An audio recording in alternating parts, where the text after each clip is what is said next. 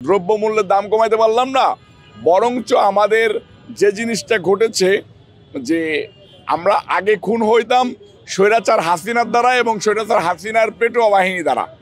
আমরা এখন খুন হচ্ছি, আমাদের ভাইদের পায়ের রক কেটে দেওয়া হচ্ছে, আমাদের ভাইদেরকে বিভিন্ন জায়গায় হত্যা করা হচ্ছে, কুপিয়ে হত্যা করা হচ্ছে।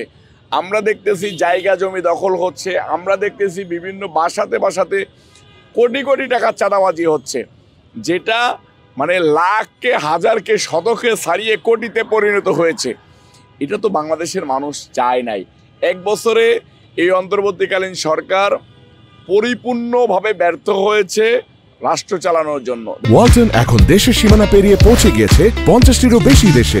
ওয়ালটন, ঘরে ঘরে বিশ্বজুড়ে। ইউনূস সাহেব যদি কোনো সরকারের প্রধান না হতো, তাহলে সারা বাংলাদেশের মানুষের মনে একটা আফসোস থেকে যেত যে আহারে, ইউনূস সরকার যদি অন্তর্বর্তীকালীন সরকারের প্রধান না হয়ে অন্য কেউ হলে একটা আফসোস থেকে যেত কি যে আহারে, ইউনূস সরকার হয়নি দেখেই মনে হয় বাংলাদেশের সিঙ্গাপুর হয়নি, ইউনূস সরকার হয়নি দেখেই মনে হয় বাংলাদেশটা আপনার মালয়েশিয়া হয়নি বা ইউরোপের কোনো কান্ট্রি হয়নি। উনি হওয়ার পরে মানুষ বুঝতে পেরেছে যে রাজনীতিবিদদেরকে দিয়েই আসলে রাজনীতির সম্ভব, রাজনীতিবিদদেরকে দিয়েই একটা সরকার পরিচালনা করা সম্ভব, রাজনীতিবিদদেরকে দিয়েই মানুষের জীবন মানের নিরাপত্তা দেওয়া সম্ভব। অনির্বাচিত কোনো সরকার দিয়ে বাংলাদেশের মানুষের জীবন মানের নিরাপত্তা দেওয়া যায় না, দ্রব্যমূল্যের দাম কমানো যায় না, সহ বাংলাদেশের কোনো বিষয়ে শৃঙ্খলার ভিতরে রাখা যায় না।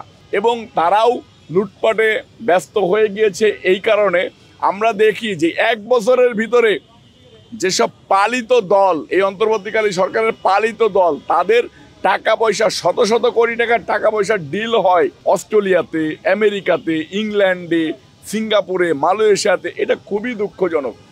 আপনারা দেখেছেন যে আগে স্বৈরাচার হাসিনা একজন ভালো ক্রিকেটার যদি বাংলাদেশের জন্ম হতো, একদম ছোট বয়সে তারা একটা ফ্ল্যাট দিয়ে দিত, একটা গাড়ি দিয়ে দিত, একটা প্লট দিয়ে দিত। তার মানে কি, তাকে বিলাসিতা করে তুলতো, তার শরীরে একটা চর্বি জমায় ফেলতো। এটাকে পরিকল্পিতভাবে এক একটা সেক্টরকে ধ্বংস করে দেওয়া হতো।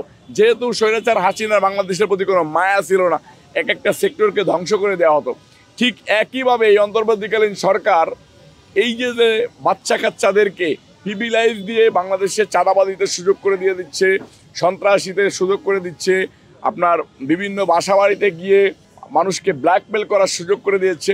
এটাতে বাংলাদেশের তরুণ সমাজকে ধ্বংস করে দেওয়া হচ্ছে। কারণ কি, ওদেরকে দেখে বাংলাদেশের আরও তরুণরা উৎসাহিত হবে। আপনি দেখবেন যে বাংলাদেশে পর্নোগ্রাফি বন্ধ করা হয়েছে কেন? যে যাতে তরুণরা নষ্ট না হয়ে যায়। ঠিক একইভাবে এই তরুণদেরকে টাকা পয়সার লোভে পরিণত করে দেওয়া হচ্ছে। এই তরুণরা তো একদম ধ্বংস হয়ে যাবে। এই অন্তর্বর্তীকালীন সরকারের উচিত ছিল সর্বপ্রথমে একটা নিয়ন্ত্রণের ভিতরে নিয়ে আসা, সেদিকে তারা ব্যর্থ হয়েছে। আমরা তরুণরা চাই, এই এক বছর পূর্তি উপলক্ষে চাই যে অবিলম্বে একটা নির্বাচন হোক। সেই নির্বাচনের মধ্য দিয়ে যে সরকার ক্ষমতা আসুক, সেই সরকারটা নির্বাচিত সরকার ক্ষমতা আসুক, দায়বদ্ধতামূলক একটা সরকার ক্ষমতায় আসুক।